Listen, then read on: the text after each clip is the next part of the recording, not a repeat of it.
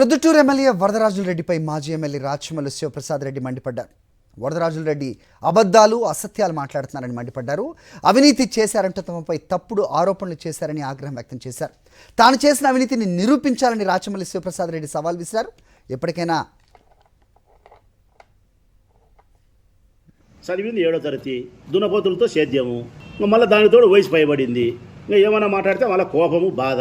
నన్ను ముసిలోడు అంటారే, నేను నీతో కుస్తీ పడతా, మైదుకూరు పరిగెత్తు మైదుకూరుకు, మళ్ళీ ఉండవు నీకే తెలుస్తుంది.